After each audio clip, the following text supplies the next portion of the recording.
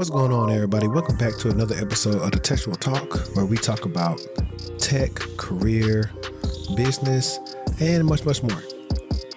Today, we got a real treat for you. We're chatting with Terri Evans, a tech wizard and warrior in the corporate battlefield whose journey reads like an epic saga of twists, turns, and tech triumphs. Now, Terri's got a story that'll take you from the MySpace days of custom banners to the boardrooms of big guns and Department of Defense. She's a former political science student who caught the tech bug and switched gears to management information systems. And let me tell you, this powerhouse didn't just want to switch lanes. She built her own highway to success. But it hasn't been all power up mushrooms and victory dances for Terri. We hear about the low points too, like getting hit with a pip and being shown the door when she least expected it. However, Terri turned those punches into power moves, bounding back into the game without missing a beat. She's got some grade A advice on what it really takes to stay afloat and flourish in the tech world.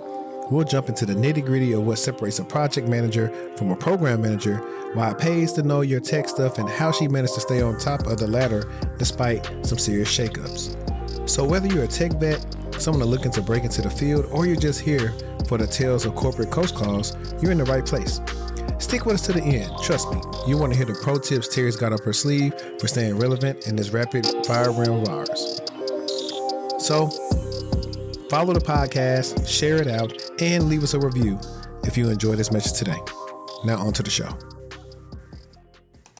Yo, welcome back to the Textual Talk podcast, where I'm your host, HD. This is episode, 117? Yeah, episode 117. And if you're watching with us right now on YouTube, you know what to do. Hit the subscribe button, hit like, select all to be notified of all notifications, and listening on podcasts, streaming networks everywhere. Leave us a review, follow the podcast, share it out to people that want to hear this information. Today, y'all in for a treat. People on Patreon have been watching like the whole version where we really just been having a fun time, laid back conversation. But today we are here with Miss Terri Evans, and we're going to talk about technical program management and why people just, I'm playing. Why people got her messed up. That's what we're going to talk about. So, Terri, how you doing? I'm good. How are you doing today? I'm doing good. It's a little bad weather out here today. Well, it's gloomy, but this is really a lazy day. Mm-hmm. I think that's the reason why we took so long to start. I had to get our energy up. I had to. But how's your 2024 been so far? It's been, it's been interesting. I would say that. Not the way I wanted it to start off, but I would say that it's going to progress this year. Okay. I have hope that it's going to be a good year, but the way that it started, January was a trial month. So, I was trying to figure it out, but February looking a little bit more optimistic, got some things coming up. So I'm very optimistic for what this year is going to be. Okay, cool. And for our listeners and guests who don't know who you are, who are you? Sure. Or look, it's like an interview. So can you tell me about yourself? Yeah, sure. So my name is Terri Evans. I am from Fayetteville, North Carolina. Shout out to J. Cole. I currently live in Dallas, Texas. I've been in the tech industry for about 12 years now. I got my bachelor's from North Carolina A&T State University in Management Information Systems, and I am currently a technical program manager at a tech company.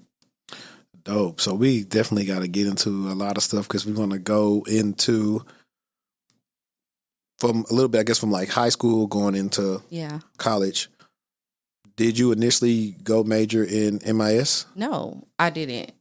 So I originally was a political science major going into college. So originally I always wanted to be a lawyer, and that was just the interest that I always wanted to go into.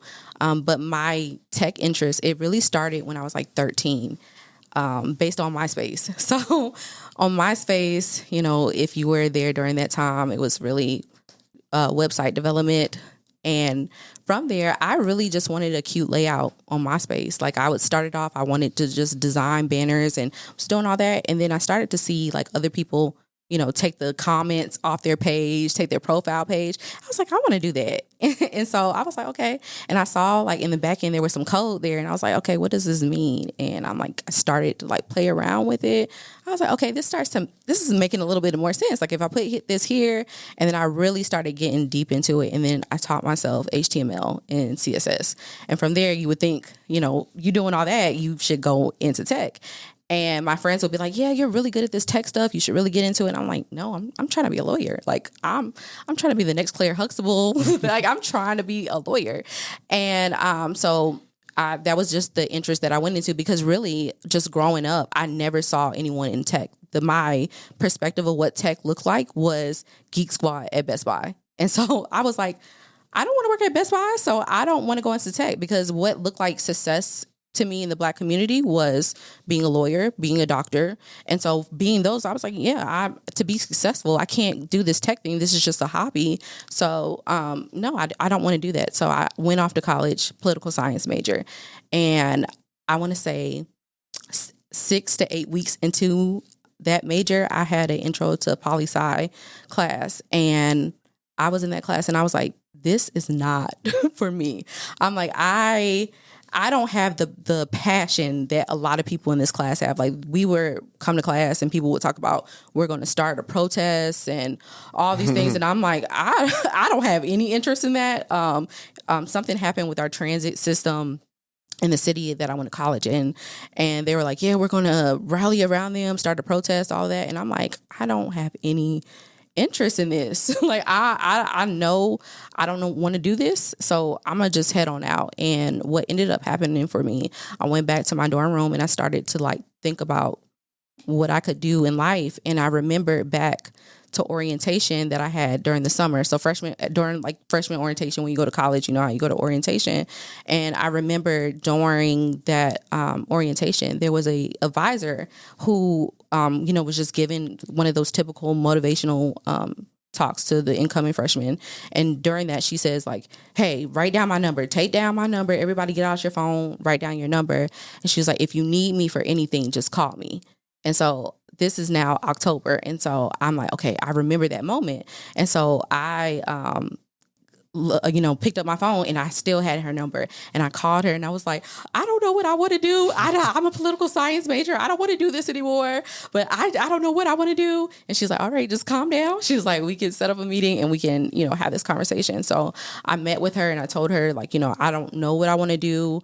I just don't want to be a political science major anymore. So she ended up letting me know she couldn't be the one that helps me, but she ended up referring me to our counseling service department on campus. And from there, I met with the counselor. We did some assessments, did a little aptitude test. And from that test, tech and business were my top interests. And, so we went and she was like, hey, business, tech, which one? And I was like, is there anything that merges the two? And so we looked at what the major catalog for A&T was, and MIS was the top major for one that mixes IT and business. So that's how I ended up getting into it. So my freshman year, I didn't come in starting it, but I ended up by the middle of my first semester changing to MIS. Okay. This typical college freshman story. Yeah. I had some questions that I had to let you get that because that was great. That was wonderful. Yeah. I want to ask you this to be a little funny. If we're going to go back to MySpace, who you used to have is like you had your top 4, top 5. Who you used to have on there? Oh, you gonna get me in trouble? No, like so. I took, because remember I web designing at this point, so I like took all of that off. Like I didn't want nobody to know. So I had like my best friends, and then like I had like a little boyfriend, a little boo that was on there, and like I grew up in the church, so like heavy in the church. So I'm you had your little church boo. Get your little school boo. So like those are the people that was on my top. But they never got to see it because I was like, I could see on that. And then one of the things I learned how to do with doing web design is I could like take somebody else's user ID, put it on there, look through people's comments that took it off their page. Yeah. And I could see all the stuff that people didn't see what was going on. And so I was like looking at stuff. I knew all the stuff that was going on that people didn't even know that they had on their page. I was like sitting up there like just being nosy. Yeah, back then my friend Deidre, she was good at that. So I'm like, yo, hey, do my page. And so that's when you get your stuff hid and everything. So that would be perfect. I know back in the day, I just started having like a long one so people won't feel left out. And then it used to be like whoever I might have been talking to might have been 1, 2, or 3. I remember one time I made the grave mistake of it was freshman year. My picture was the girl that I was talking to at the time, her profile, and vice versa. And my older cousin like, bro, what are you doing? I had never made that mistake after that, but that was like a lot of the trial and error. But like, it was, I loved getting, you come, hey, y'all, for y'all that are millennials who dealt with this, who were like in high school at the time or wherever time you using MySpace, you come home or maybe, because really back then, iPhone maybe just been getting hot, but it still wasn't how it is now. So you really have to get the full capability on the computer. So you go home, you log in, new messages, new likes, new photo comments, all this different thing, new friend requests. Like I was like, oh yeah, I'm lit. Like that's the time. Like it was. MySpace was ahead of its time. It was, and I got to the point, even like how I was web designing my own. I had one of them pages that you went to and you went and go copy and paste and use one of those templates. So I ended up creating one of those pages. I started to get paid. People wanted me to do the banners for them, websites for them.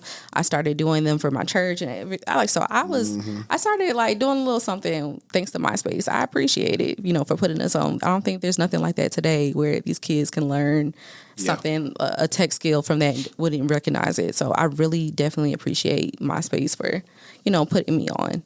Yeah, I definitely agree with that. Now I want to get into you pivoting into MIS, and you say you took an aptitude test. Was that aptitude test the plan test? I'm not sure. Like, it's been like 14 years now. I just remember in high school we took like this plan test or whatever it was called, and it was supposed to show you what your interests are.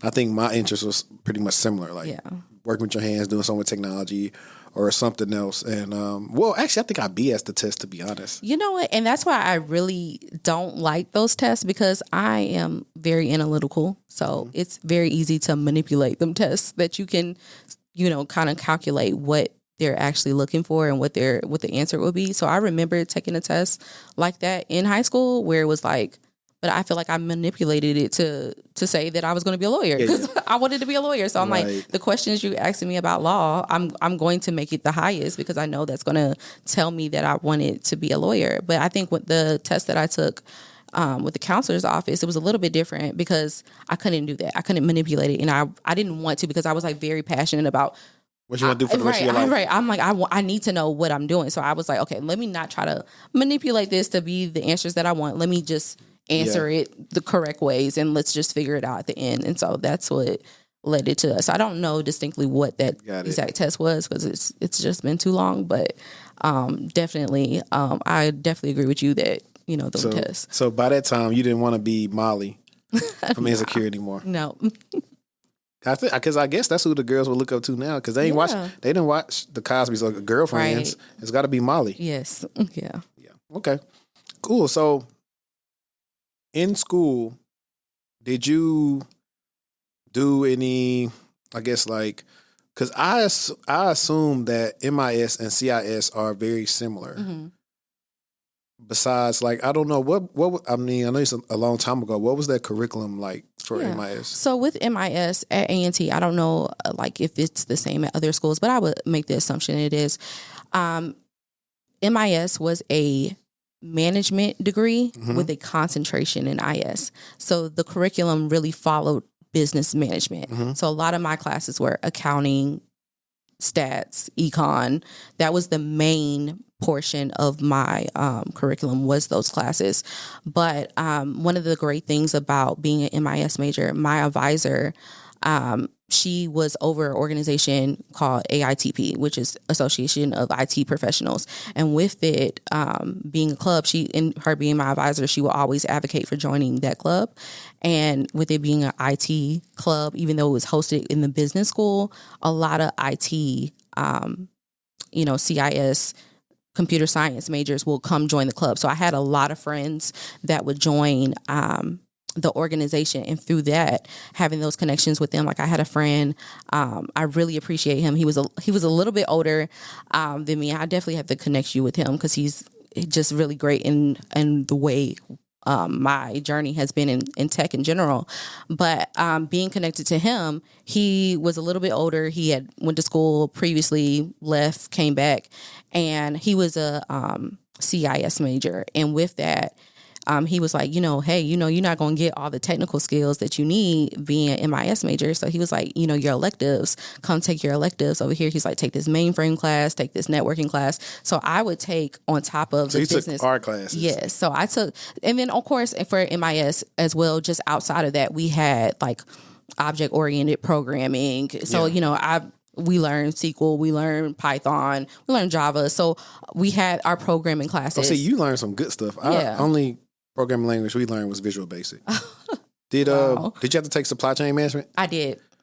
Hey, supply chain was probably one of the hardest classes I took. Really? It was interesting though. I enjoyed it. Look, the class was so hard, and I want to say, hopefully I can get Jessica on here because I think I remember her dropping the class before we even took our first test. And I think she was a doctor. Dr. Barreau said, if you do what I tell you to do in this class, you're going to pass. And I think I ended up coming out there with a B. She used to tell us all the time, hey, if you don't know the answer to a question on a test, just mark C. Me and my friend Joey, we had stayed up, us and somebody else, we studied the whole night, and we got to the test like, I still don't know. I'm marking C. I look back at him, I see him marking C too. I'm like, man, fool, that test was hard. I was like, man, who you tell? I ain't know nothing. Yeah. But I think we had to do some group projects, stuff like that. But that class was hard. One of the econs was really hard too. I took 3 econs. Was my worst. I did 101, 102, and monetary economics. I really like monetary economics. It put me on game about money. And my statistics class was hard, but not hard. Yeah. It's just because the professor was not American. Yeah. So them accents will get you in a class. You can pass and fail over an accent. He looks like if Dexter from Dexter's Laboratory was a real person. That's how he looks. And so he would always all I remember from there is X-bar. And he was like, So he was trying to say, see if we were paying attention or whatever. But that class, it was cool, but he didn't ever change the test. So everybody had the test. Yeah. Literally. He caught a dude with the test and he still didn't fail him. He was just like, wow. I had too much integrity. I wanted to learn how to do stuff. So I actually learned how to do the stuff and still messed up on the test because I was just writing the wrong sign at the end of my problem. I was working it out and everything, but that's what I was like, dang, I know this stuff. But I think that one, and I think those might have been the 2 hardest classes. And like you said, the CIS ones was database, networking. I took one of my electives I had to take was a forensics class. I had a system analysis and design class. Am I missing one? I love systems and analysis. I honestly, that was our capstone. That's what I thought I was going to go into. That's the pathway I thought I was going to be, a system analyst. Yeah, me too. That's the way I thought I was going to go. But of course, life happens. But that or a database analyst, because I enjoyed going and that was fun. Yeah, we used to use MySQL and stuff like that. The funny thing is, though, now that I think about that system analysis and design capstone class, I would say very much so would be I would assume some of the stuff that you do now. A little bit. Because we were using Microsoft Project to keep up with the tasks that everybody had to do in the group. I would say, I don't know if your system analyst class was set up the same way, but the things that we did in that class, for me, it was more so what I see a BA doing. So a business analyst, we're taking the requirements, building out or even a UX designer. Yeah. I think we did all that because we just pretty much was tasked with building out a solution, and our team built out a inventory system for the bowling shoes at the intramural. And so we designed a little thing, and then because pretty much it's a capstone, so it kind of took everything that we always did, and of course they coded it in Visual Basic and presented it.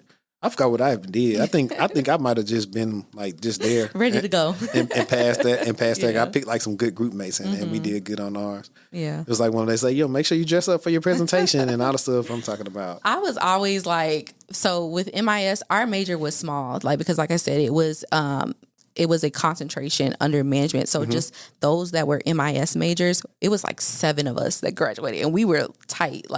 We did everything together. We studied together. Those last 2 years, we were just connected. So we were always just doing stuff. I think for our system analyst class that each person had to do a product basically create a product, come up with the features and requirements. And so each individual person, so we didn't even get a chance to do a group project and do that. So we had to individually put it together. But even with that, with us being small, like we still connected, like, okay, your project is this, we're going to work on that, then we're going to work on this. And so I really appreciate it being such a small major.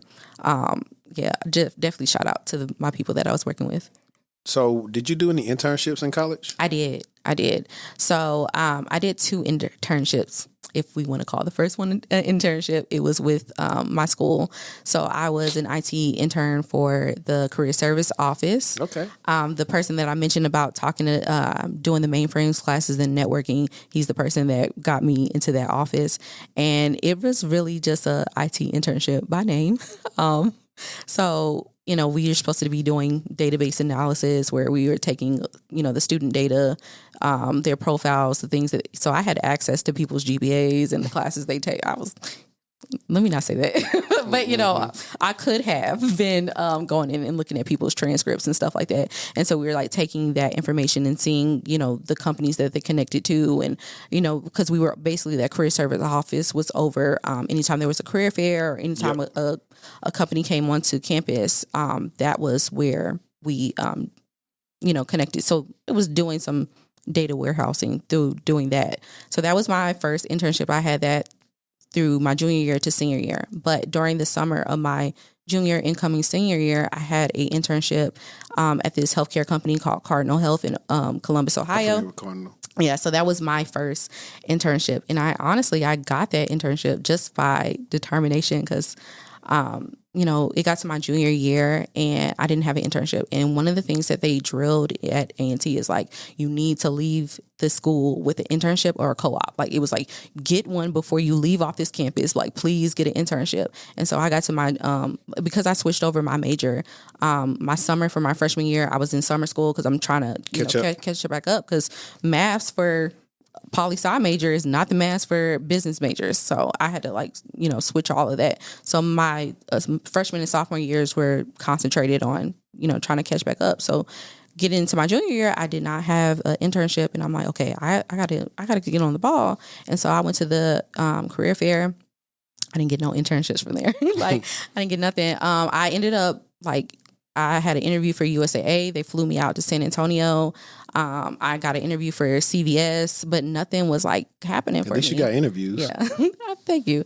But from there, I think it got to December of my junior year. So the end of first semester junior year. And I'm like, I don't have no internship and it's about to be the end for me. And so I went and I pulled the Fortune 500 list of companies. And I went down the entire 500 list and applied to every single company that had an IT internship. And so I ended up doing that. And then I got Cardinal Health called me and I interviewed there and I ended up getting an internship for them. Check you out, though, for being strategic. Yeah. At least they drilled it into you. Yeah. By the time I was almost a senior, that's when I tried. But it was late. I just had so much bad advice in school. Yeah. Relevant to getting internships. That's why I tell everybody, hey, time you step foot on campus, try to get an internship. Yeah, and that's why I appreciate the HBCU. I know people have their flack about, the things that happen there. They don't have as much money or the facilities aren't up to date as the other PWIs. But really the advice that was given from the beginning that I got there was, pivotal to my growth there. A lot of people, I think, just being in college, you're excited about being there and you tune down those conversations, but that really perked my ear to be like, hey, I let me listen to the people that are here and they're really advocating for being a Black professional in the work environment. So I really tapped into listening to the advice that I got there. And that really just helped me getting internships going and, presenting certain type of ways. We had conferences on how to have conversations, how to etiquette on how to talk at a table or set at a table. So I really appreciate all those things. Yeah, that's pretty cool because I ain't had none of that. And I went to a PWI. Yeah. Yeah. But to be fair, though, our school's more so known for engineering. Mm-hmm. Engineering probably pay for most of everything. Yeah. So the engineers were getting internships. Mm-hmm. Then architects and interior design people, they're getting their internships. But our program is a program because CES falls under engineering. Mm-hmm. So of course, but we was under the College of Business, so it was they didn't really care about us because like even at the career fair, there were rarely enough companies there for IT. Yeah. As I went through school, it's back in like 2012, 2013. They used to have more, but I was like doing interviews for stuff that didn't matter. Like I think from Sherwin-Williams, I was going to be like a manager or something. Like all that stuff was not going to like help me out in my career. Yeah. So that's like the thing. Eventually, I don't know, maybe I may help them, maybe I may not try to help them. It's like, what are y'all doing here? Yeah. I mean, it was the same at A&T because A&T is the #1 public HBCU for engineers. So a lot of the things are funded by the engineers. And so with business being like the second priority at A&T, so we got a lot of things for the business school because accounting is huge at A&T as well. So we had a lot of companies that was like leveraging the engineering and business schools. So I was able to use that to get the access to that. But it's the same thing where it was like that funding was like engineers. So it's like powering like if you want to engineer be an engineer major if you want actual internships, because people will complain every time when I actually did work in the career service office. It will be students that were seniors, they were like art majors or fashion design or nursing, and they're like, there's no internships for us, and I don't, there's nothing we can do, and all those things. So it's like it's always people that are not those STEM majors that complain about there not being a direction for them based on the school. Yeah, and that's but they have to take a different approach. If you're going to do a major that's like not a major like where you can kind of probably like go get a corporate job or something, you need to go try to network and find people that do that type of stuff so they can plug you in. Hey, well, you need a portfolio, you need to do this, you need to do that. Like this is what you need to do. Yeah. If not, you're just going to be in school being broke. Right. So that's cool. So did you get like a type of offer or anything from Cardinal Health, or you just did the internship and then you got your first job out of college? So I did get an offer after. So I did my internship, did my presentation, and then they extended an offer to do a rotational program for 3 years after graduating. So I was set coming back senior year. Like I coasted during my senior year. I was like, I'm all set. I came out. I think I made $60,000 coming out. So I was like, I'm set. I'm making more than most people. You was rich back then. Yeah. This was what? Yeah. This was 2014. So yeah. You was rich because I think at that time I was making real close to 40. So I was like, you was rich. Yeah. So what roles did you rotate in that program? So actually I didn't finish the program. Actually I got fired from my first job. That was my first job out of college and I got fired. So, did you get fired on your day off? I did not. But for me, for that, I got fired based off of corporate politics. I didn't even get fired for not doing my work or anything. Just, it was more so not knowing how to navigate through corporate America. That's really what got me fired. So during my time there, I moved, living in Greensboro, North Carolina, and I moved to Columbus, Ohio. I'm the only one there. I don't have any friends. I'm in a relationship. I was in a 4-year relationship during that time. So we are now long distance. I'm by myself. I'm out here, and it's depressing. And I had a friend who I ended up getting him a job at Cardinal Health with me, but he was out in Chicago, and I was by myself, and I was really depressed, and that really took a toll on my mental health. And I would show up doing the bare minimum, like I would just do my job and go home. And my manager didn't like that, especially being an African American. In that, where you see if there's a Black person there, they're excelling. And when you're not excelling, you stand out. When you have all these Black people that are there with you and they're just going over the top and doing that, and when you're not doing that, you're looked upon and you're like, okay, what's wrong with you? You're not doing the best. And from that, with my depression going on, my managers just started to dog pal? Yeah, just take note on things that was going on. So, as the time was going on, I was there for about 3 months. And then my manager, we ended up having a one-on-one, and she calls me out and she says, I want to put you on a PIP. Oh, yeah. That means it's not a dip. Right. Which I didn't know at the time, right? And so she was like, I'm putting you on a PIP. And then she names out the reasons why she wants to put me on a PIP. And so those being, the first reason was, what's the first reason? The first reason was she went on a vacation, right? So she was gone PTO for a week. And during that vacation, I got sick one day. So it was like a Wednesday, I got sick.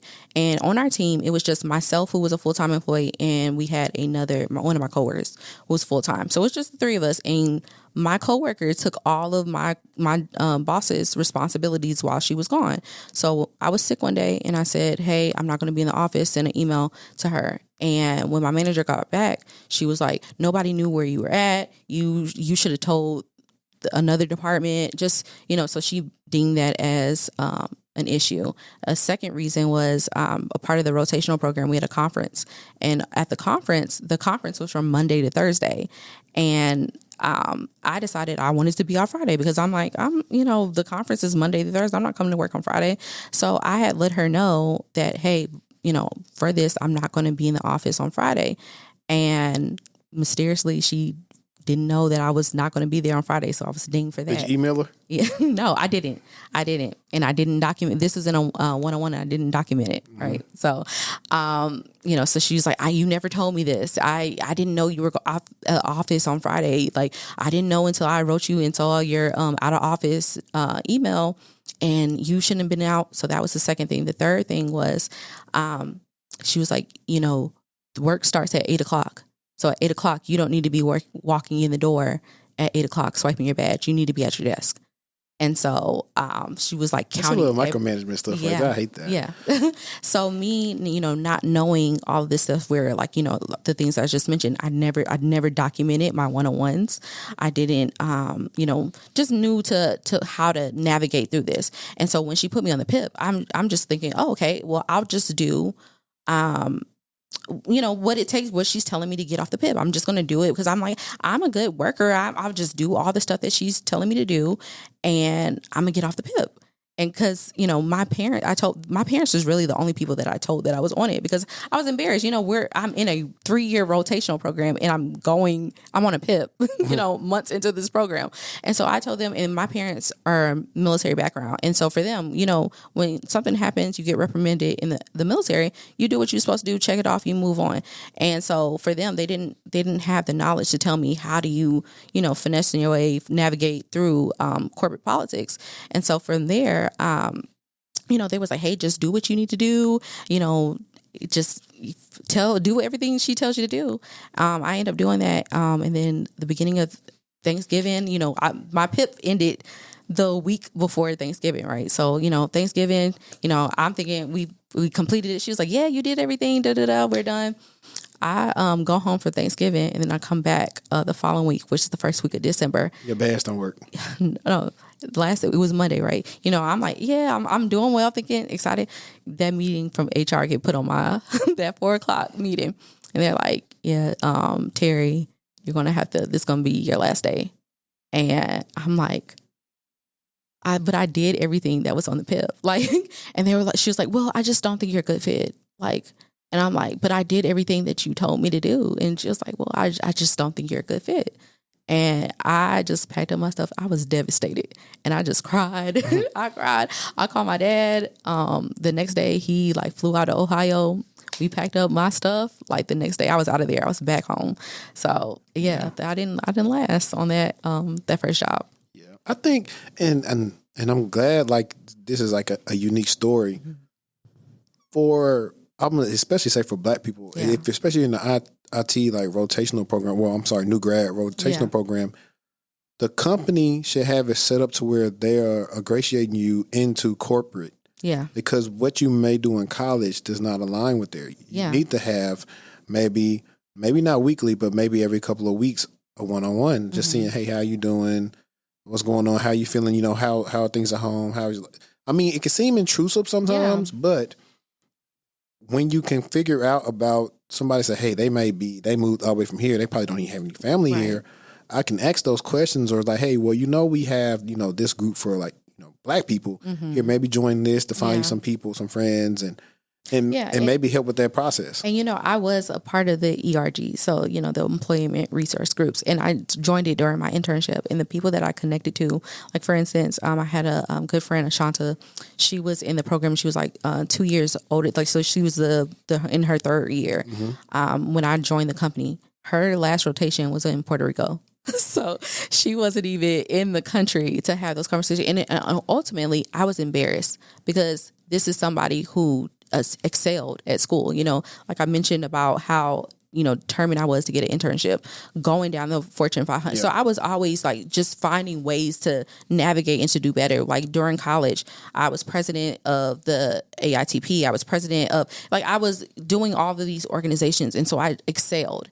And coming into a place where I'm no longer excelling, it's embarrassing to kind of, and I had a lot of pride. Yeah. Right. So I didn't want to let that pride go. I was like, okay, I'm gonna keep this a secret. I ain't gonna tell nobody I'm on a PIP and I'm gonna handle it and I'm gonna, go forward. And that pride is what stifled me and what ended my career, because I honestly could have had those conversations with the advisors that were over the rotational program. And because I did have the conversation with them when I got on the PIP, I did have a conversation with them and they were like, yeah, so what's going on and stuff like that. And there was no way that I could prove the things that my manager was saying to me was incorrect because I had no documentation. Mm-hmm. So I'm speaking, telling them, hey, this is not what's going on, et cetera, against someone who has literally been building a case on me to say like, at 8:07, I pinged her and she didn't respond to me because she's walking in the door, so she's taking all these, notes on me, all these copious notes, and I have nothing. And I'm trying to battle it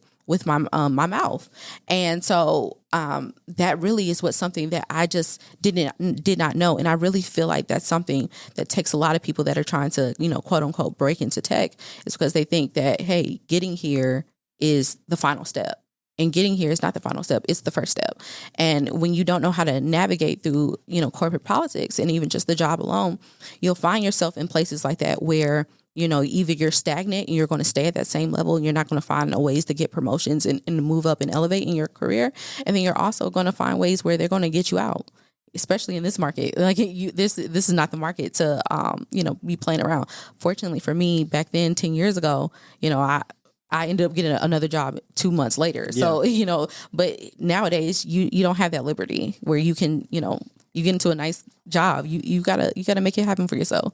Yeah, definitely. And I'll just say this before we go to the next subject. It's like, hey, when they're building a case, just start looking. Run. Yeah. And I had told my parents that I was like, I think I should just go. They was like, no, just get it over, just stay and all that. And I'm like, I don't think she's going to, like, the way that she was just moving with me, it was very like nice, mm-hmm. nasty. And I was like, I don't think she's going to give up on this. Yeah. And it got to, I think 2 weeks before, and my parents was like, if you feel like she's going to fire you, just do it, because like you'll get unemployment. I was like, well, that's true. So that ended up working in that way. If you want to get unemployment, you can let them go ahead and fire you. But I would say if the PIP comes up, just immediately start looking for. You should never stop applying for jobs, right. But just always be open to work. Yeah, always be looking. But when there's a PIP in place, just start moving even more expeditiously. Okay. Now, T.I., listen. So you got a job in 2 months. Mm-hmm. That's a fast time. Yeah. But then again, it was a different time back there. I definitely Very do feel so. Like it was a shortage of skill set back then, mm-hmm. even more so. So what was that role that you got in 2 months? So that was my first project management job. So, and I really feel like that was like the grace of God, because the way that job was like literally 20 minutes from my parents' house, working with Northrop Grumman, which is, Big DeWitt's contractor. Good tech. Yeah. So like, that was really God. that worked out for me, that it was like, but really what stood out for them for that job, it was a junior PM role. I had my BS in MIS, so that really already helped. So I had internships. So already, even if, I didn't get fired, my resume looked good. Even if I never told them that I was fired, because even that was the advice of my parents. So don't tell them you were fired. Yeah. Don't say that. Why do they need to know that? You're looking for a job. You moved here. You relocated from Ohio to, my parents were living in Virginia at the time. So you relocated from Ohio to Virginia. That's what you need to tell them. Nothing more, nothing less. So, what my resume looked like, it was enough that it was like, okay, yeah, she got some skills. We want to give it to her, because I still had all the other things, my internships, my courses that I took in classes. So I looked like a good quality candidate. Mm-hmm. So is that So was that first job, was it a little bit more technical or what? Because I know now like you're specifically a technical program manager, and that's what we'll actually matter of fact, let's talk about that now. What's the distinction between a regular program manager and a technical program manager? Sure. So with a technical program manager and a regular program manager, with the technical, obviously you have more technical knowledge, right? So there's an expectation that you know what your engineers are talking about. What I've seen when things are called program manager, and it really varies just across companies because there are some just based off of what the company calls, and it really doesn't have to be a difference, and it could just be in the job description. But for program managers can be in any capacity, any industry, any sector, and I really feel like that is something that most people don't realize when they say, "Hey, I want to break into tech. What do you want to do?" "I want to be a PM." "Okay." "Why? What do you want to work on?" Like what domains do you want to work on? Like there's so much that happens there with being a PM. Like you can go be a PM in healthcare. Like you don't have to be a PM for tech. That doesn't mean you're working in tech just because you want to be a project program manager. And I do want to say that there is a difference between a project program and product manager, because a lot of these companies are starting to like convolute those roles together, and people don't really understand the difference between the three of those. But so a project manager is one that just handles a project. So a project has a start and a finish, right? So you're managing time, scope, and budget on that project. So I like to use analogies to help explain things. So we were just listening to music. So let's say we have a record deal or a record company, right? So Def Jam, right? And Def Jam has a new album coming out. Rihanna has an album coming out, right? A project manager will manage that album coming out. So from start to finish, getting the engineers to come and do the music, getting Rihanna to come do the vocals, the features, the marketing, all of that. They will make sure from the time that it says that, hey, they say April 2025, Rihanna, please give us a new album. But Dream said it's done. Right. Like, and when she came on the Super Bowl last year, I was like, yeah, she's not giving us a new album. But so hey, April 2025, that's when the album needs to come out. So the project manager is handling everything that happens to meet that deadline, right? So let's say Def Jam says 2025, we want to have all the artists, all of our Def Jam artists dominating their genre. So every single artist that we have, we want them to be dominating their genre, right? So all the all the projects that follow under that, what's dominate. So we want all our artists that are R&B to dominate the R&B charts. So that means projects that are associated with Rihanna, projects associated with Drake, Usher, all of those projects. So Rihanna's album, Drake's album, Usher's album, all of those are different projects, right? But they fall under a program.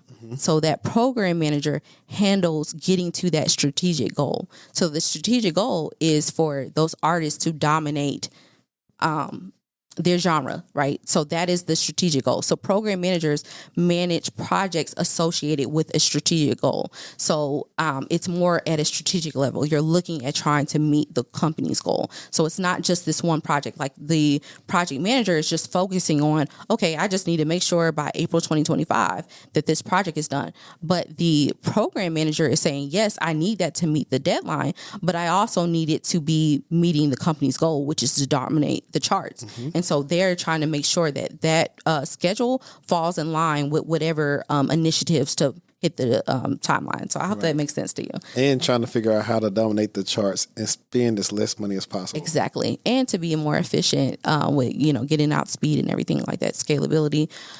And what about the product manager, right? So a product manager is focused on the actual product. So let's say they're over all albums coming out, right? So all albums. So everyone that has a CD at Def Jam, they're specifically over those albums. So what they're looking at is like, hey, what does an album look like? What is our market for this album? So they're going and they're looking at who is the target audience? Who is this? How do we how do we come out with this stuff? Like, for instance, so the analytics, like, what does the audience listen to? What do they buy? Who do they like? Yes. All stuff YouTube tells me when I look at my analytics. Yeah. So with that, like, for instance, like with the album for like Beyonce with Renaissance, the product manager will look at the audience and say, okay, what's the target audience? Our audience is on TikTok. Our audience listens to social influencer. So let's send them a PR package. So the feature would be looking at a PR package, and that's how they're increasing what that product is. The product is the album. So they're like, okay, yeah, what are the features can we get to improve and to increase the sales? So they're focused on the item, which is the product. Got it. That makes a lot of sense, because when you said that, I thought about Nicki Minaj going to Casanat. Mm-hmm. So trying to make her appeal to that streaming audience. So okay, yeah, cool. So that's Northrop Grumman. That would be the defense industry, correct? Yes, correct. So I know we can't talk about a lot of stuff there. Well, and with Northrop Grumman, I didn't work on like the government side. Okay. So I worked on more of the state side. So the contract that I was under was working with the state agencies of Virginia. So we were contracted to handle the IT infrastructure for the state agency. So I don't really have, some clearance. I can talk about the things that I worked on. So do you have a clearance? I do not. And I'm so upset because I got laid off from Northrop Grumman. So I didn't get a chance to get my security clearance. I was on the list to get my secret clearance, and we got laid off. So Northrop Grumman ended up cutting our contract. They had a 5-year contract with the state agencies, with the state of Virginia, and they were not performing well. We were not, of course. And then, and it wasn't really that we weren't performing well. They just, felt like another company could do it at a cheaper cost. So they ended up canceling the contract earlier. Fortunately for me, I had already felt like it was time for me to start going somewhere. How long were you there? I was there for 3 years. Okay, so now that took us from, we graduated in 2014, so now it's 2017. Yes, 2018. So I graduated in 2014. I started at Northrop Grumman in 2015 because remember I got fired from my last job. And that's why you said Thanksgiving. So it should be a new year. 2 months. You're right. Okay. Yep. Yeah. So I started March 2015. Okay, cool. And so you got laid off. What part in 2018? So we got laid off August of 2018. Okay. So I see you got laid off about like 6 months later than I did. I got laid off in really, I was told I was going to be laid off in January of 2018, but they said it's going to start in May. I'm sorry. It's going to start in February. Yeah. So it started in February. So at that time, I'm in grad school, and it's like, we'll pay off whatever bonus at 100%. You'll get like an extra check and all this other stuff. I should have negotiated my severance. But that's what earlier we were talking about, like different songs at different times around that time. It's like, it took me a while to find a job, another security job back then. It, I don't know, like when it comes to layoffs, like I have clients I work with that have been laid off. Like it kind of just goes through waves to where like you're maybe just doing interviews and stuff like that, but eventually it gets to the point where now the offers start coming in. Because like I have a client recently who his contract came to an end at the end of last year, and then so we were always interviewing towards last year and the beginning of this year, but then all the offers started coming. Yeah, and he got his big one. What was it, like 2 weeks ago when we finally got the news that he's supposed to start next week? Yeah. But that's typically how it is in the layoff. So it's like sometimes you got to weather the storm, and it sucks. At that time, really I didn't have a family; it was just me, so it's much easier. And I would say, like right now, like if you are somebody in tech or in corporate, just save for a layoff day instead of rainy day. Just save for a layoff. You just never know. Now the hard part is like most of us. You may not be seeing most of your money because you may be helping family, this or that. You're the person in the family that made it. Ooh, but if you can possibly save some money for that, do that, because it started getting towards the end where I made some tough decisions. Hey, am I pay rent or am I pay my car note? Yeah. So I started making them tough decisions. But by the time I started my job back in June of 2018, I got a raise more than I was making at McAfee. I just had to catch back up, and because it was just me, I was like, cool. But that's the things, like some of the stuff like we don't hear people talking about online. It's like, hey, most of the time you will get laid off. It's just it's just like if you don't you're a lucky person, but most people end up getting laid off no matter, like you said, Northrop Grumman, because people, you said you was on the state side. I know, even though government contracts, like, unless you're just messing up, like, you should be good with the contract, right? You definitely not getting fired from GovTech if you hopefully, especially with them clearances. It's a beautiful thing to have a clearance. Well, around the time you was working at Northrop Grumman for, like, I started my career in 2014. At first, I was a contractor for Apex, and we were working for, at the time, CSC, which is now GDIT. Yeah. And that's who went for Northrop. That's funny.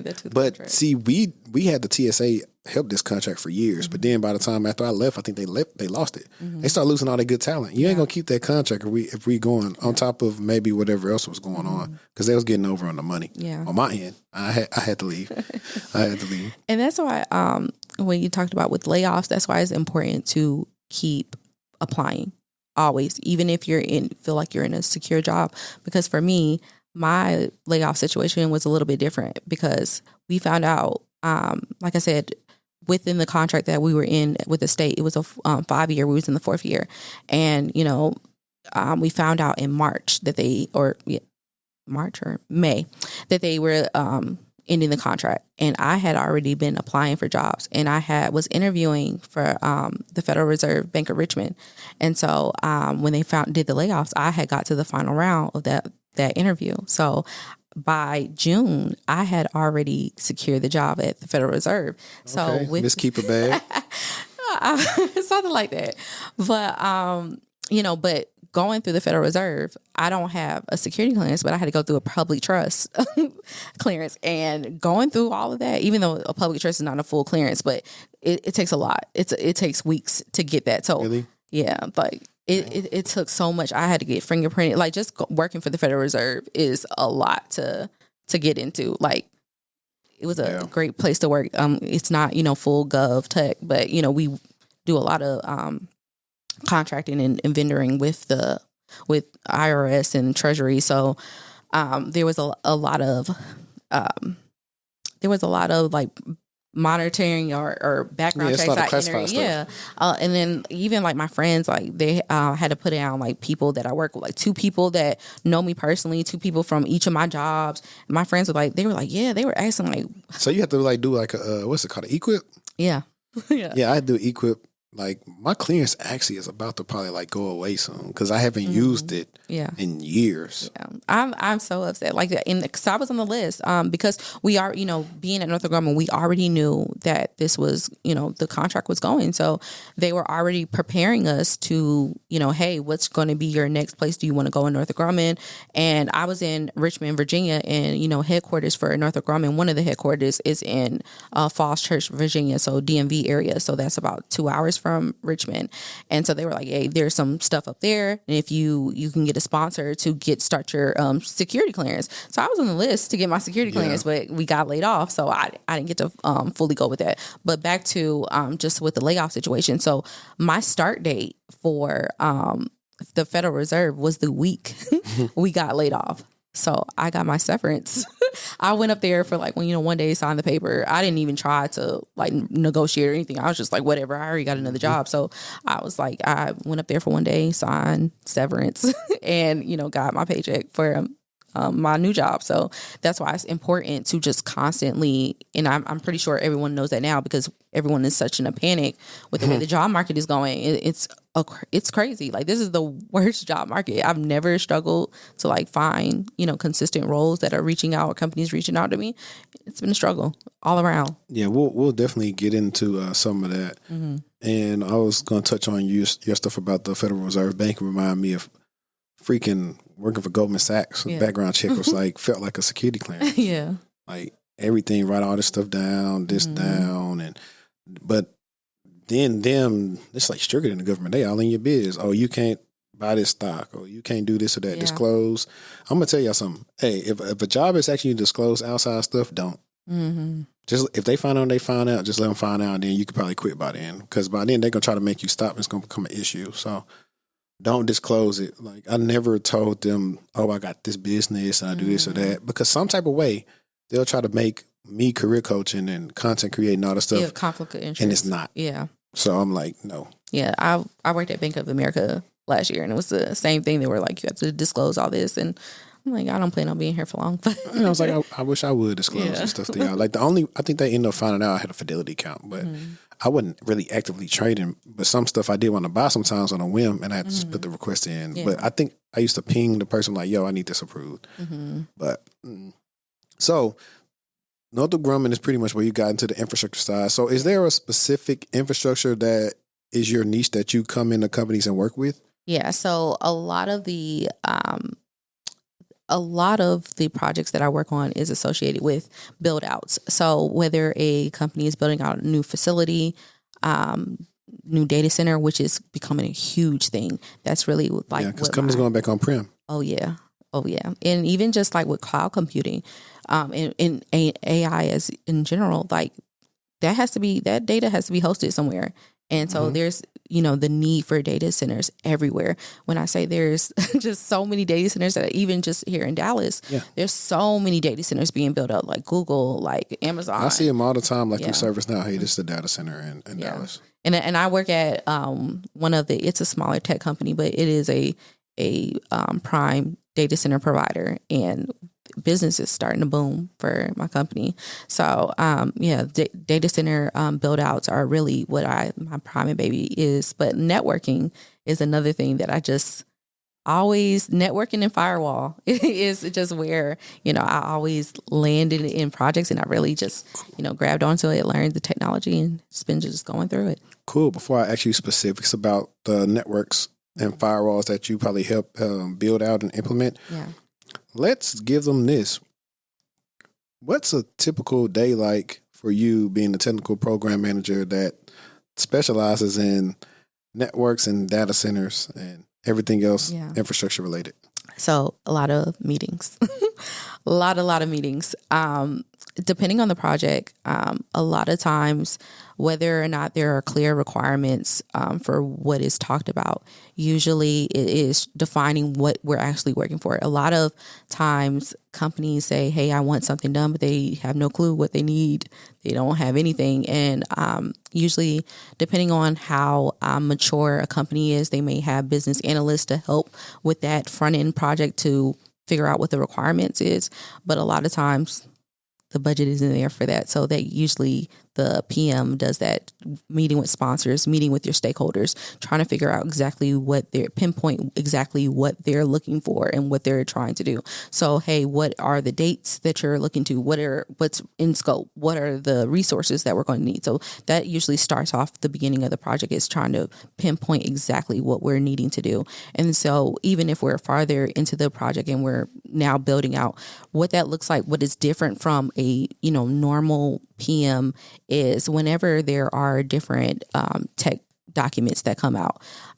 Hey, this is the type of fiber that we need, or this is the type of cables. And I kind of could know based on just the knowledge of what I can kind of have those conversations with my engineers to say, hey, this is level 1. This is, I can have those conversations based on, not based off of, what a typical program manager. Sometimes I don't know, and I'm fake it till I make it, right? But there's some things that I can pick up on where it's like, hey, we're about to cable in a 48 port switch, maybe that we need a 120, and I can have those conversations based off of just the requirements, so I don't have to lean on my engineers to ask a lot of dumb questions, because I know a lot of y'all engineers, y'all hate when we come and we ask a lot of dumb questions. So I can kind of be that filler to not have to go to them to say, hey, what's this technical question? But like I mentioned about program management, it's about being strategic. And, every company has something that they're trying to do for a project. A project is done for a reason. It's never done because, hey, we just didn't want to do this. It's always something. Are we saving money? Is it going to make more money, time faster, and all those things. It's all about doing those things. So when you don't have a person that has to rely on, hey, let me go ask this person, let me come back to you, and they can, they have the knowledge themselves to be able to have those conversations, it helps. And that's what being a TPM helps with. Or even like I just mentioned, where maybe we're building out, we're doing some refreshes. I do a lot of end of hardware, end of life projects. That's really a big bulk of being an infrastructure PM is that end of life, migrations, all of those things. So when we start to have those conversations and it's, hey, we want this, this server is coming to the end of life. Do we want to put it in the cloud? Do we want to keep it on-prem? Hey, there's another server that's similar. Do we want to migrate all that data together and just have one big server? So like having those conversations, I can start to ask the right questions with my engineers. Ooh. And so, yeah, that's what helps me with being a TPM. So are there any type of applications or softwares that you use on a day-to-day that makes your job like easier, or you would call them essential? So right now, and this is something that I hate it, but it's something I have to use because it's just the protocol in my company. I use Jira. So Jira is what we usually use in a agile methodology. So the two prime methodologies in project management for managing a project is waterfall and agile. And so the difference of waterfall and agile, waterfall is from start to finish. If I was to build you a car and you say, hey, I want a car, this is what I want the car to look like. You give me the order and I make it, and then I hand you over a car, right? And with agile is taking every single part of the car and breaking it down. So it is, hey, I want a car. Okay. What do you want the steering wheel to look like? Okay, I want the steering wheel to have leather and red trim. All right. And then we're going to go do a sprint for 2 weeks and we're going to work on it. And then I'm going to give it back to you and say, is this what you want? Okay, yeah. All right. So that goes. And then we take something else that's out, in the backlog. And we say, what's another feature that you want? Okay. Car paint. Do you want blue? Do you want, and then so there's a 2 week, the sprints that you do with that. So agile is doing the iterations, going step by step, and, you're going through that and, working with a customer to get a project done. With waterfalls, you give me the order and I give it back to you, what you give me. And so in infrastructure, because of the nature of infrastructure, servers, networking, there's no agile in that, right? I can't give you a server and be like, okay, do you want these cables here? Or do you can't do that. So most of my projects are waterfall, but companies are so focused on being agile, I have to use agile functionalities in domains. So I use Jira to do waterfall projects, which is very irritating because I'm not running sprints. So, right.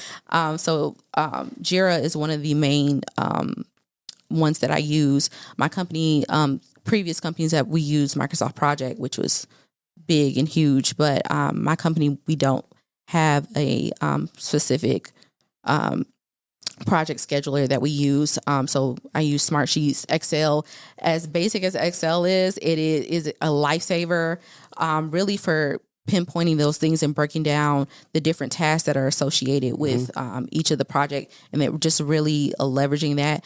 I like to go real old school and use pen and paper to really task out things. It really helps. If you remember. Yeah, it really does. And it helps to just get things and navigate things in like a whiteboard. So those are really the main things. Jira, Smartsheets, those are really the prime ones that I use. Even I've worked in companies that use ServiceNow, which I hate to use ServiceNow as a project management platform, but yeah.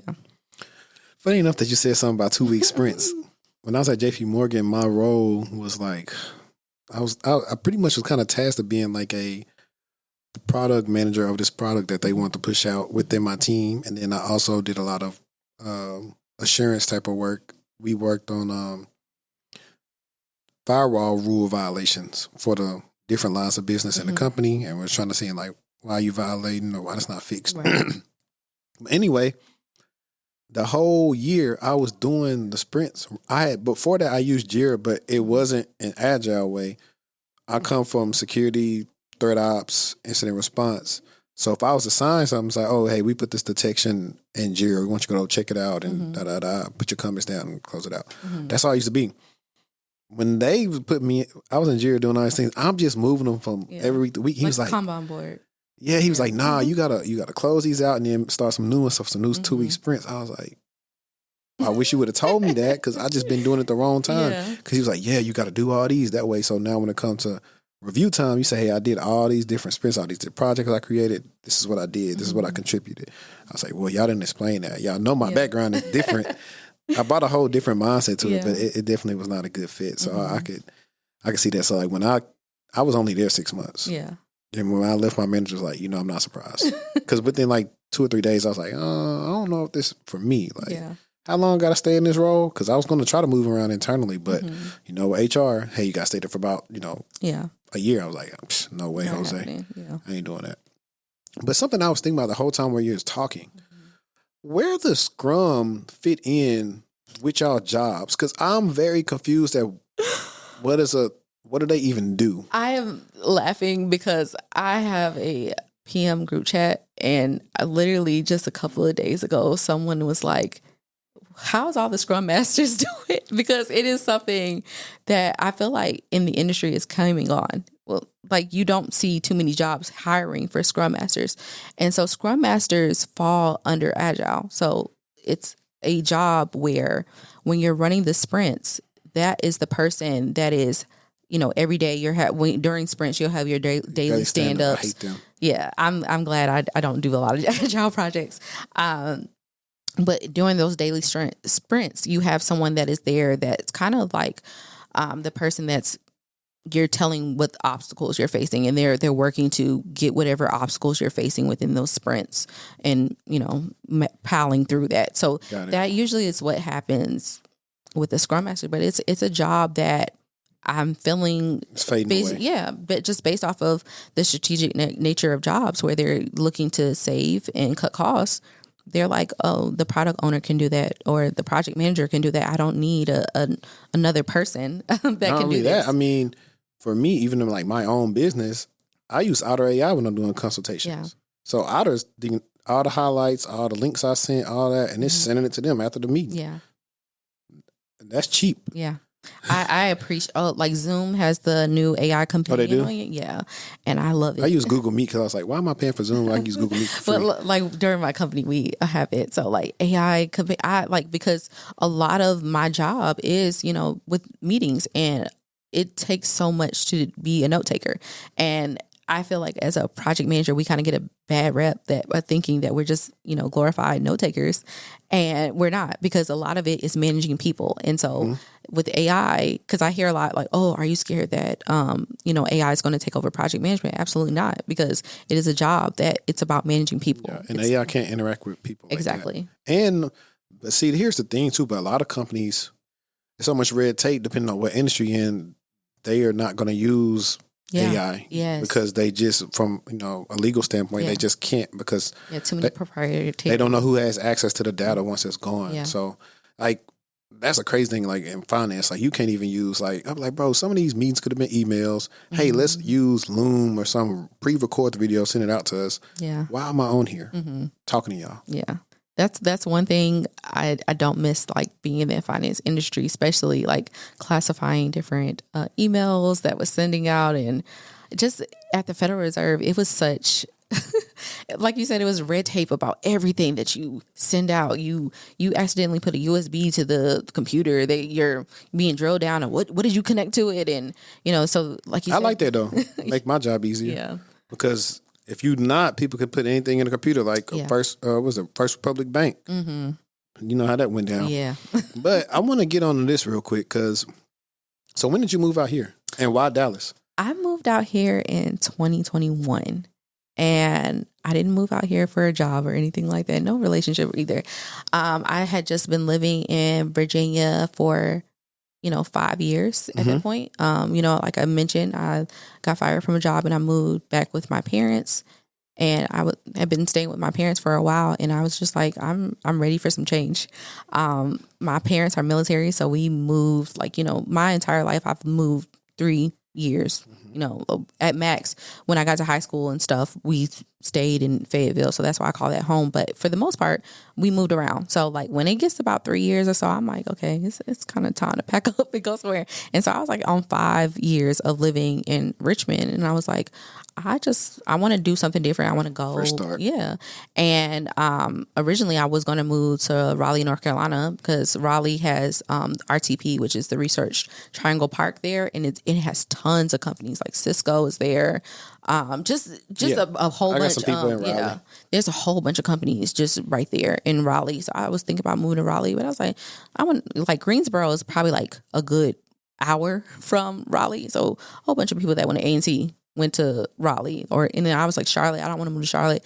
Atlanta was a absolute no. I definitely did not want to move to Atlanta. I'm like, Atlanta is a good time to visit. Is there for a good time, not a long time. What about Houston?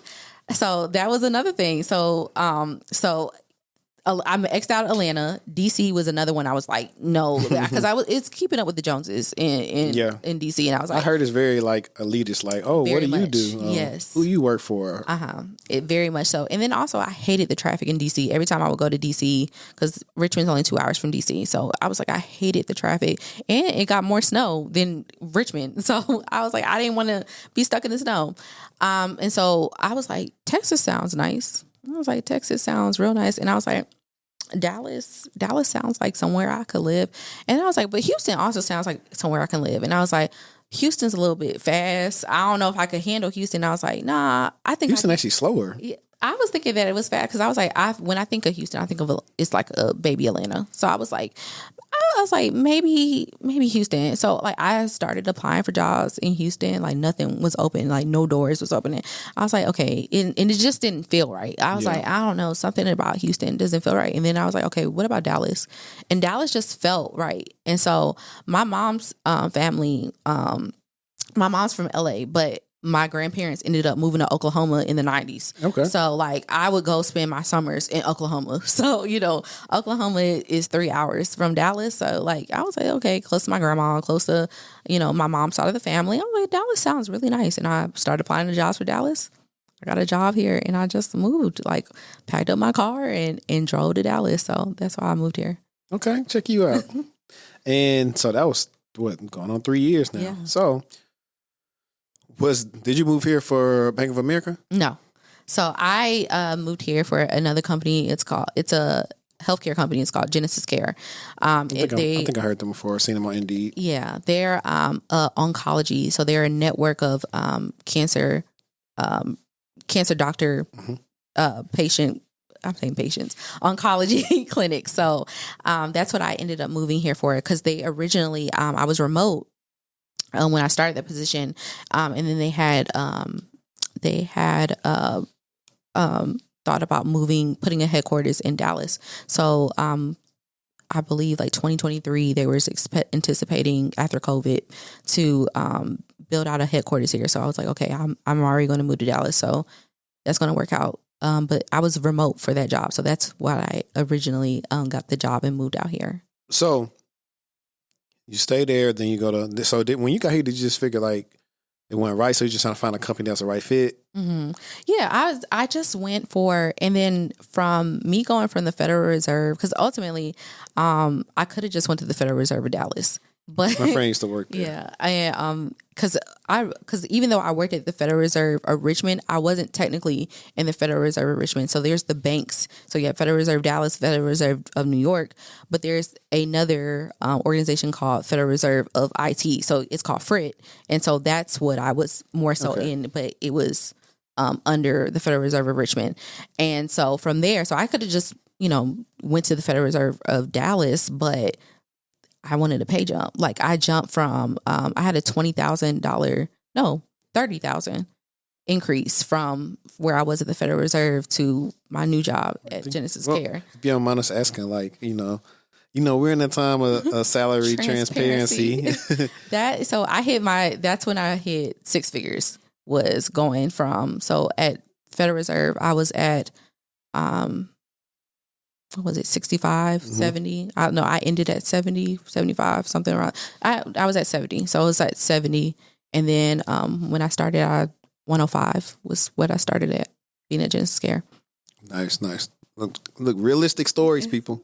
Yeah. Realistic stories. Yeah, and I was at that point. So now, I started at, and how I said my first job, I started at $60K. But when I got fired, I was willing to take anything because I was, I was embarrassed. I needed a job and I went down to 50. So, I took a cut just, because I needed a job. And so I went from 50 at Northrop Grumman, which Northrop Grumman, I feel like the defense industry and pay there, they really don't want to pay. And that was, they don't. That was one of the most jobs I had the most work. Like, it was so much work. And I'm like, for what y'all are paying, for what I know now, I'm like, for what y'all were paying, it's ridiculous. Yeah, my friend works at LHM and drives to Fort Worth every day, and they don't want to pay. And he's getting underpaid because he like do the job of like a team of like 4 or 5 would do. Yeah. Yeah, I had somebody, I know somebody that just got an offer for Lockheed, and for what he was going for, he said the offer, and I was like, I'm not surprised, because I'm like, Northrop Grumman is their competitor, and they don't want to pay. So I'm like, I'm not surprised they don't want to pay you, because they don't pay in the defense industry. So like, I love Simone B's content, because I didn't even know. Like, I kind of X'd out going to GovTech, because I was like, I know what Northrop Grumman is paying. I'm like, there's no way you're getting paid this way. So I love her content that she gives, an insight and how to navigate through that. Yeah. Hopefully she stopped through. She's supposed to be in Dallas sometime. So awesome, dope. Who knows? Who knows what we got cooking up? Yeah, that's awesome. Yeah. So with that, just I ended up dropping salaries to, get another job. And I think, people are so much on this chase to get 6 figures that they don't realize, hey, maybe I need to take something a little bit smaller. It may start off at 60, start off at 70, and, and make your way up. I didn't start at 100K. I didn't come into this. It took me years. I was basically 7 years into this before I reached 6 figures. So. Same. I think I really started consistently hitting it in about 2019. Yeah, about 2019 to 2020. So really pandemic time. But no, I've done it. I've taken a handsome haircut to go into a role that I like. When I left JP Morgan to the other place. Yeah. So I definitely understand that. I was strategic about that, though, in ways of how I got my compensation to be what I needed it to be, as well as other things I do to offset whatever I need to pay for. So a lot of people probably aren't doing that. But I always say, like, if you don't have no kids or nothing, I tell my clients all the time, if the offer can pay your bills and you need the experience, take the offer. Yeah. It's okay. You ain't... Only keep up with yourself. Like, I ain't worried about keeping up with nobody. I'm not a flashy individual. Nobody knows me for that type of content. I have you like, if you got to just have a job to just take some, money is better than zero. Yeah. Yeah. And definitely in this market, you definitely want to have the skills to set you apart. And if going to a job that pays a little less but gives you the experience you need, that's more valuable, because that sets you apart. And I think a lot of people, especially because of social media, are chasing money and not realizing that that's no longer going to set fit in where the market is. This is an employer market, and you have to do what it takes to stand out. Exactly. Let me see if I can find it. Because my girl, I don't know if you're familiar with Shatora Mills on TikTok. I think that I'm not sure. Dang it, I cannot find her. She's always putting people on game. Is she like light skinned? Yep. I had literally just seen one of her videos yesterday. Okay, look, here she go. This is a good one. Let's listen to this. This job market is tearing a lot of people up, and it's because of decisions they made. So I'm going to explain. Let's talk about it. One of the biggest things that happened was we all understood that for some reason, people who were willing to leave their employers and go after new opportunities were more likely to increase their income. When we look at their income, it will always outperform those who stayed at a company for a long period of time. But one of the things that people did not understand, when you move and you job hop and you're moving laterally, chances are the skills that you're getting are the same ones that you've had. But it's not until you have a strategy and you say, when I job hop for money and a new set of skills that will give me a return on my investment once I stay at this company. And when it's time to leave, I know exactly what my skill set will be worth. So a lot of people are in this job market right now. The problem is you want a certain amount of pay. And now these companies are literally saying, we cutting this pay in half. But the thing you never invested in was a high paying skill set. That was your mistake in job hopping. Now, move more strategically. That's definitely facts. I started following her yesterday. I seen another video she did. I think probably it was a response to that video, and I immediately followed her. Like, great content. I definitely want to connect with her. So I got you. Yeah. I definitely enjoyed what she was speaking, and I definitely agree. And I think even from that perspective, even with this overemployment thing that everyone has been talking about. Even with that, I think people really need to understand in that component, that's still a lateral move because you cannot exceed and do greatness when you're overemployed. And I got a theory, but I will not. I will tell you offline. Yeah, but you're right. And I made a video like a month ago, and it was titled the thumbnail said, "Don't job hop just yet." Yeah, and I was talking about the same thing, how you're job hopping to the same job, you're getting paid more, but your skills are not increasing. Mm-hmm. Whereas that person, and I was talking about myself, where the job that I landed after I laid off, I stayed there almost 4 years. Yeah.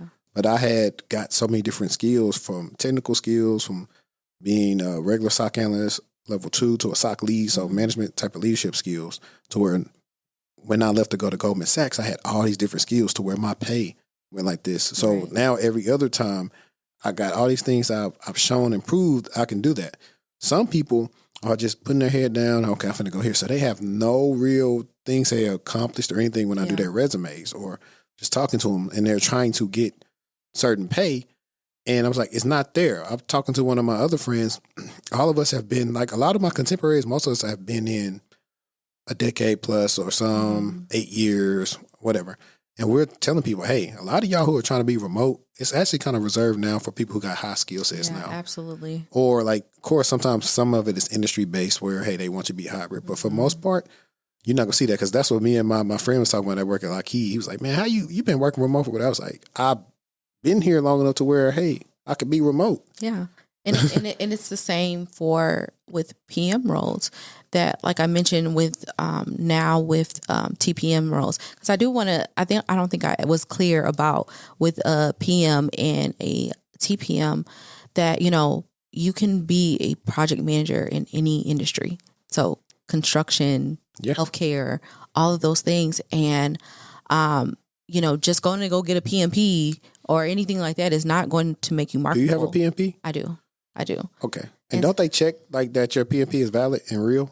It depends on not the job. I'm talking about the actual institute. Oh yeah, absolutely. So you have an ID. There's an ID that comes with it. You have to renew every 3 years. I just renewed last month. So there's the ID that comes with it, and people want to fake to get a PMP and all those things. So you saying a PMP plug cannot successfully show that you got PMP, because there's a person who's on TikTok and Twitter and they have a PMP plug that telling people make stuff in Canva that like a PMP and fake degrees and all that and riling people up.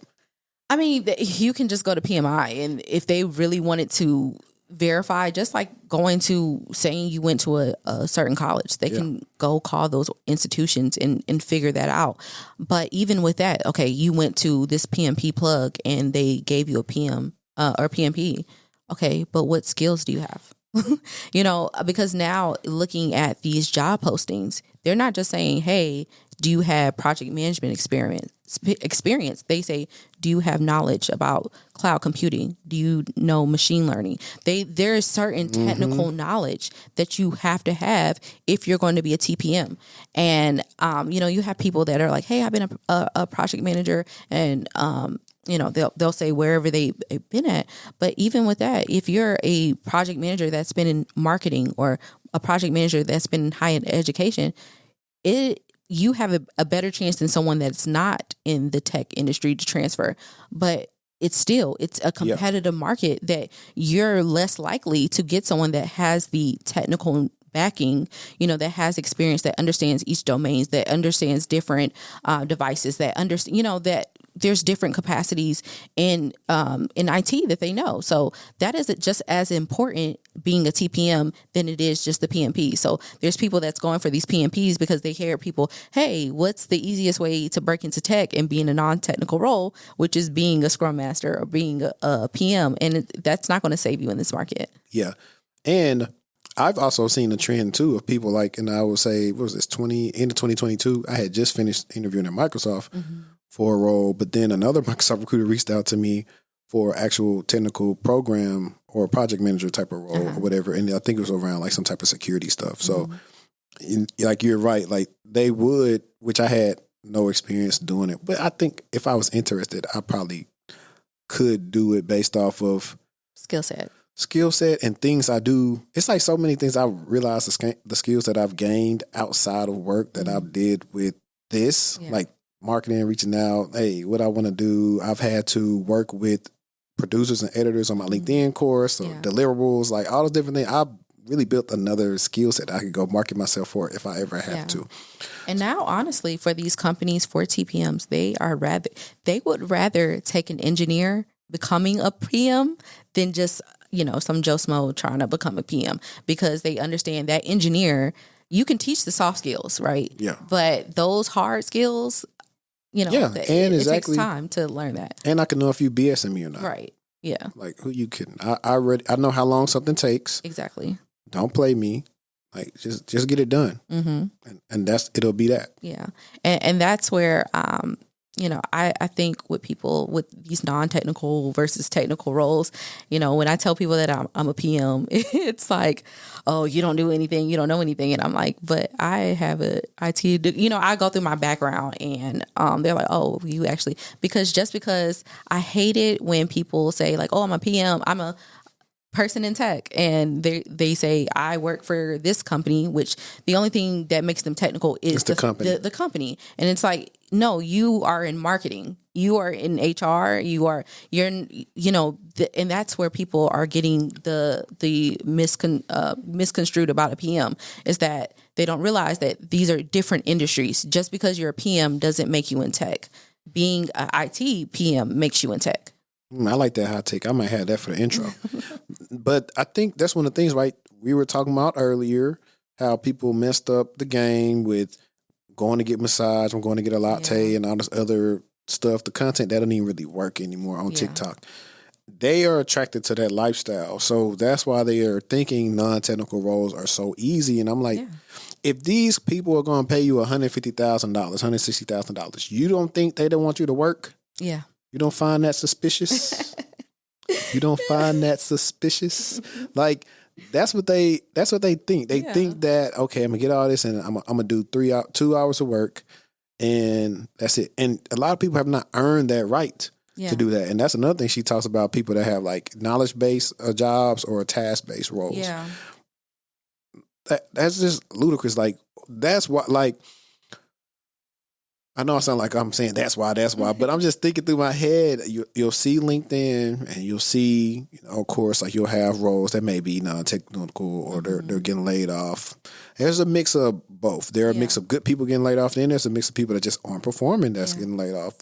I've noticed that maybe a lot of the people who just got in pandemic got laid off because, hey, a lot of them just aren't working on their skill set. They aren't doing the things you need to do, like. Go back to what Shatora talked about, because it's one of the things I talk about in my LinkedIn learning course, because I learned this at Goldman Sachs. But I was already doing it at Optiv. But I specifically learned it because I was in a new org, and they were telling me how to finesse, because how they based on that organization. Visibility. A lot of people don't know what you're working on or what projects you've helped do for the company or how you helped them save money. Yes. So you need to get on that town hall or the all hands or that quarterly call and present. Yeah, and that's that strategic component that I was, speaking about earlier, is that you have to know what your value is for the company. You can't just go in and say, "Oh, I'm pen testing," or "Oh, I'm," you're just doing the job. You're checking it off, but you don't even know how you have the value for that. And that's why, even for me, when it comes to me being a TPM, I have my PMP, but that's not the only certifications that I'm going for. Like right now, I'm studying for the AWS cloud computing because I'm getting deeper and deeper into having technical knowledge, because I can't stand out if I'm just a PM that, okay, I can manage projects, great. So can, the homeless guy across the street can do the same thing. Get on the call and ask us, what's the best EC2 instance to use. Exactly. And so like those things that, building my technical knowledge puts me ahead of the game, because also that can give me a chance to pivot, because the people the delivery managers or the managers of different resource teams, most of them are not technical people. As the higher you go up, the less technical you are. So even in a managerial role, if I wanted to go be a manager for a data center, that's a non-technical role, but that has the technical knowledge. And so to stand apart, you have to strategically know something. Hey, what are you good at? Like I mentioned at the beginning of this, my niche is build outs, facility build outs, data center build outs. So when people come and look at my LinkedIn, they see infrastructure, they see build outs, they see IT transformation. And those are huge components about companies. Companies are looking to save money transforming the hardware they're using. They're looking to save money going from on-prem devices to cloud. And you really have to know where you stand out. Automation. Yeah. And exactly. In automation, it's going to take jobs. It's going to take tech jobs. And I know everyone in tech thinks, hey, I'm secure because I'm on the back end, giving AI the source code for it. But those jobs can go away over and so you have to have constantly stay on trend, stay knowing what's going on. Don't get comfortable. That's really the advice to anybody. Don't get comfortable.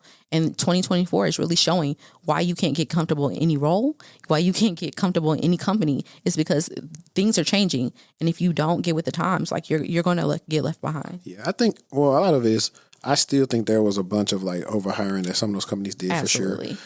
But even we spoke about with Scrum Masters, but before the pandemic, how many Scrum Masters were you seeing? Probably before? More. Yeah. And now, like I said, they're trying to, get more agile. So with agile, even though with the agile methodology, a Scrum Master is called out, but they're like, hey, I'm paying this product owner $200,000. You can do both roles. I'm paying this PM $150,000. You can do both roles. And with AI, and honestly, my network engineers, security engineers, you know how to work by yourself. You know how to handle a situation. Document. Yeah. So if you do your part, do a little bit extra. Document as you continue to keep going. Document your lessons learned. Pass it over to the PM. Will have that information. And so it's those Scrum Masters, I seen somebody on YouTube, he talked about it, that hyper specification. And that's what Scrum Masters are. It's this hyper specification in Agile versus the overall, process of it that leaves people out. So it's okay, are you good at cybersecurity? Are you good at one component in cybersecurity? Yeah. Are you good at networking? So it's you have to have, you have to balance between having a general knowledge of something and being hyper specific. And I think what the companies were doing. It was this hyper specified roles, and they're looking and they're like, hold up, we don't need this. And I really feel like some of these companies took these PPP loans and they trying to pay the loans back.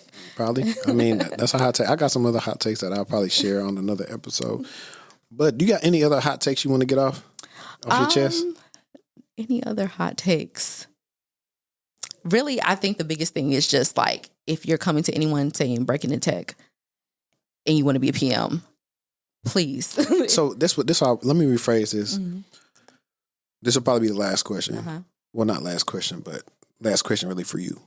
If someone wants to be a technical program manager, what should they do in your opinion? Mm-hmm. I think in my opinion, there's two things. Definitely, if you're transferring from any other role that's outside of tech, really understand what your transferable skills are.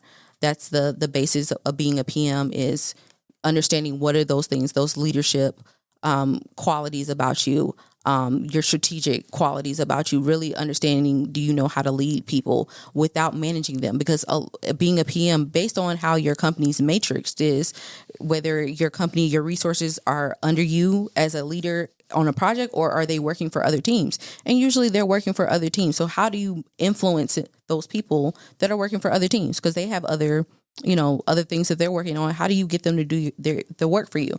So really understanding what transferable skills. But on the technical side, really understand where you want to work at. What things do you want to work out? The trends that are going on right now: data warehousing, AI and machine learning, cloud computing. find one of those, and it can be any interest point, because like I just mentioned, those are trends and they're highly sought after in these different companies. Go in and find out, hey, what are these? Are there any boot camps? I know people hate boot camps, but it helps to give you the knowledge as a PM. So like, is there any boot camps? Are there any certifications that on a technical side that you can learn? You know, looking at like solution architects, those certifications that they have, really going and finding a domain that works for you and that you really want to get in and set in that domain and drill in, learn a lot about that and focus on that and getting the job in that. Because if you spread yourself too thin, you're just not going to find anything. So really just zero in finding, hey, I like cybersecurity. Let me go find a boot camp that fits that, and then work on that while you're also finding and improving in your transferable skills, going and seeking out if there are any projects in the community that you can work in. Like you mentioned that, you know, doing this podcast and doing other things with your business, you learned a lot of transferable skills. And it's the same thing in your community. Are you part of a church? Are you part of a sorority or fraternity? Are you part of any of these organizations that a project needs to be managed? And manage a project. Find something that you can manage a project, because there's a way to manage a project everywhere. So really learn that, but really from a technical aspect, find a domain that you really want to learn about and really drill in and understanding that. And another aspect I would say is go to these job postings and look at the skills that they're looking for. If it's telling you exactly, they're giving you the cheat code of what they're looking for in jobs, and really go down there and look at what the skills that they're looking for outside of just PM roles. Because people look at PM roles and they're like, okay, I have the project management experience. Okay, but what about the other things that they're telling you that you're going to do on the job? What are you focusing on that? Focus on that. And I feel like people, that strategic goal will help them get a lot further. Great. And then this is the last actually question. Is there any question that I didn't ask you that you wish I asked you? No, I think we covered it all. I don't. I'm gonna ask a funny one though. So I presume that you are single. I am. All right, fellas, if y'all in the area, because I get a lot of people in Dallas that watch this. And my last guest then found him a little boo from off the show. Okay. So hey, look, she said she's single. Y'all come correct. How do they follow you online? You can find me on LinkedIn, Terri Terri Evans Evans. So just find me on LinkedIn. I guess my DMs are open on LinkedIn. Listen, just connect with her, send her a note, say, hey, I seen you on the podcast, and we'll go from there. But I appreciate y'all for tapping in with us. Y'all know what to do. Subscribe to the Patreon. She mentioned boot camps. Check out Level Up in Tech if you want to get into the cloud. You know, the link will be in the description as always. And you can donate, whatever you want to do. But I appreciate y'all. And until next time, let's stay textual and we out. Peace. Bye.